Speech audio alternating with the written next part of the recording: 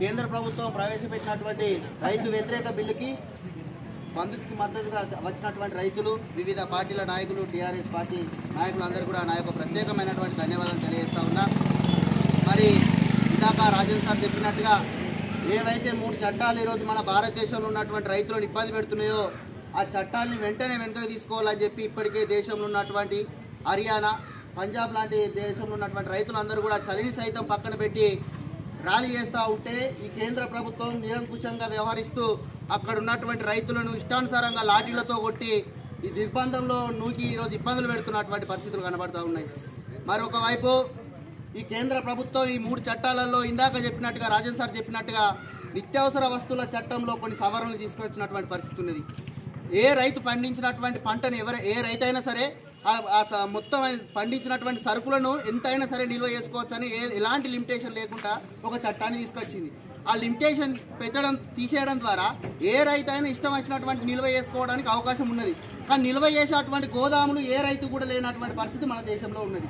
దాదాపు మన దేశంలో 86% రైతులందరికీ కూడా అసలు గిడ్డంకులు లేనటువంటి పరిస్థితి ఉన్నది. అలా అంటే ఈరోజు మన చేతిలో ఉన్నటువంటి పంటని, మన చేతిలో ఉన్నటువంటి నిత్యావసర వస్తువులు ఎవరు కొంటారంటే ఈ దేశంలో ఉన్నటువంటి ప్రైవేట్ కార్పొరేట్ వాళ్ళు కొని మన దగ్గర నుంచి ఒక 100 రూపాయల సరుకు ఉంటే 30 రూపాయలు మన దగ్గర నుంచి కొని మళ్ళీ వాడు 100 రూపాయలకి ఈరోజు మార్కెట్లో అమ్ముకున్నటువంటి పరిస్థితులు కనబడతా ఉన్నాయి.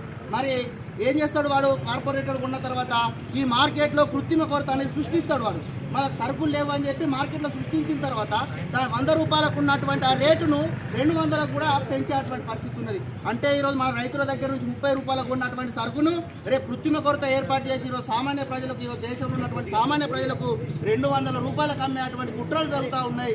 అందుకోసం ఆ చట్టానికి వ్యతిరేకంగా ఈరోజు మనం అందరం కూడా నిలబడాల్సినటువంటి అవసరం మనకు ఎంతైనా ఉన్నది.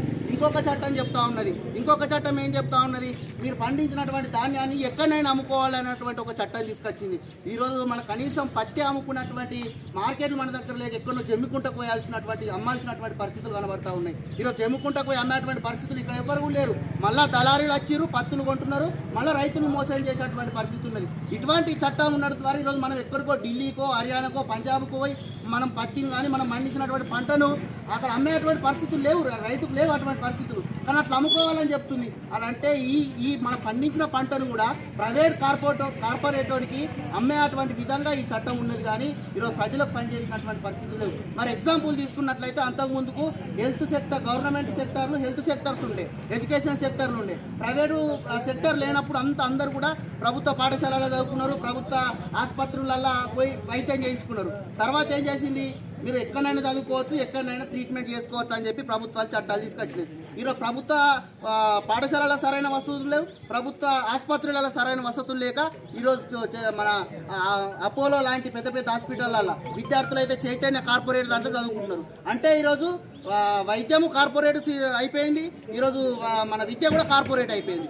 అంటే రేపు భవిష్యత్తులో కూడా ఈ వ్యవసాయాన్ని కూడా ప్రైవేట్ వాడికి అప్పయ్యేటువంటి ప్రయత్నాలు జరుగుతున్నాయి. అలాంటి ఖచ్చితంగా మన రైతాంగం అంతా కూడా నష్టపోయేటువంటి అవకాశం ఉన్నది. కాబట్టి ప్రతి రైతుకు న్యాయం జరగాలంటే ప్రభుత్వమే బాధ్యత తీసుకొని మన రైతులకు అందుబాటులో కంపల్సరీ ప్రభుత్వం ఆధీనంలోనే ఒక మార్కెట్ ఏర్పాటు చేస్తే స్వచ్ఛందంగా అక్కడ ఉన్నటువంటి రైతు తను పండించినటువంటి పంటను అమ్ముకోవడానికి అవకాశం ఉంటుంది. కాబట్టి అటువంటి చట్టాన్ని చేయాలి. అదేవిధంగా రైతుకు సంబంధించినటువంటి ఒక గిట్టుబాటు ధరను ఏర్పాటు చేస్తేనే తప్ప ఇట్లా ఎక్కడ పడితే అక్కడ అమ్ముకోవాలనేటువంటి చట్టాన్ని తీసుకొస్తే ఖచ్చితంగా రైతులు నష్టపోయేటువంటి పరిస్థితులు మనకు కనబడతా ఉన్నాయి. ఇంకొక చట్టాన్ని తీసుకొచ్చింది.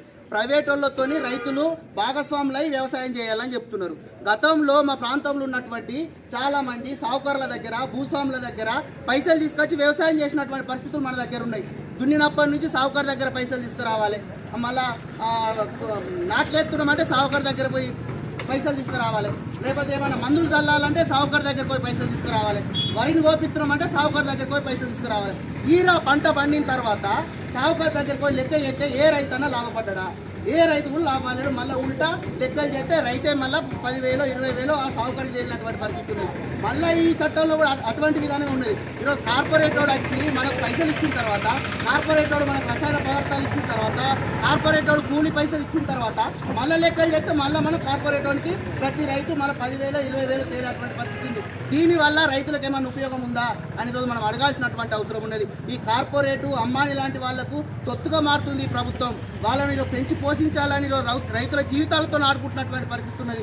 ఇప్పటికీ దేశంలో ఉన్నటువంటి విపక్షాలు అందరూ కూడా ఈ బిల్లును ప్రవేశపెట్టద్దని చెప్పి పార్లమెంట్లో గొడవ పెడితే కూడా వాళ్ళ బయటకు పంపించి తలుపులు వేసి ఈరోజు బిల్లులు కుట్టేటువంటి పరిస్థితి ఈరోజు మన దేశంలో ఉందంటే ఈరోజు నరేంద్ర మోడీ సర్కార్ ఎటువంటి పాలన సాగిస్తుందని ఈరోజు మనం అర్థం చేసుకోవాల్సినటువంటి అవసరం ఉన్నది. కాబట్టి రైతులందరం కూడా ఐకమత్యంగా ఉండి ఈ బిల్లును వెంటనే ఈరోజు వెనుకకు తీసేటువంటి విధంగా చేయాల్సినటువంటి అవసరం ఉన్నది. మరొక వైపు తెలంగాణ రాష్ట్ర ప్రభుత్వం సన్న వడ్లను పండించాలన్నటువంటి ఒక ఉద్దేశం తీసుకొచ్చింది. సన్న వడ్లను పండించాలన్నటువంటి ఉద్దేశం ఎందుకు తీసుకొచ్చింది? ప్రతి నిరుపేద కుటుంబంలో ఉన్నటువంటి వాళ్ళందరూ కూడా సన్న బియ్యంతో తినాలి, ప్రతి హాస్టల్లో చదువుకున్నటువంటి విద్యార్థులు సన్న బియ్యంతో తినాలి, ప్రతి నిరుపేదలు కూడా సన్న బియ్యం తినాలన్నటువంటి ఉద్దేశం కొద్దీ తెలంగాణ రాష్ట్ర ప్రభుత్వం ఒక విప్లవాత్మకమైనటువంటి మార్పును తీసుకొచ్చింది. కానీ ఈరోజు దానికి గిట్టుబాటు ధర ప్రకటించాల్సినటువంటి బాధ్యత ఎఫ్సీఐ ఉంది. కానీ ఆ ఎఫ్సీఐ ఈరోజు ఎత్తేసి ఈరోజు రాష్ట్ర ప్రభుత్వాన్ని రాష్ట్రంలో ఉన్నటువంటి ప్రజలను ఇబ్బంది పెట్టేటువంటి పరిస్థితి ఉన్నది. కాబట్టి మనం అందరం కూడా దాన్ని వ్యతిరేకించాల్సినటువంటి అవసరం ఉన్నది. ఈరోజు సన్న వడ్లకు సంబంధించినటువంటి చాలా వడ్లు ఈరోజు మన మార్కెట్లలో ఈరోజు ఉండి రైతులు ఇబ్బందులు పడుతున్నటువంటి పరిస్థితి ఉన్నది. కాబట్టి కేంద్ర ప్రభుత్వం ఏదైతే బీజేపీ ప్రభుత్వం ఉన్నదో వెంటనే దీనికి సంబంధించినటువంటి గిట్టుబాటు ధర ప్రకటిస్తే రైతులు లాభపడతారు తప్ప లేకపోతే ఇటువంటి విధానాల ద్వారా ఈరోజు రైతులు నష్టపోయేటువంటి పరిస్థితులు కనబడతా ఉన్నాయి.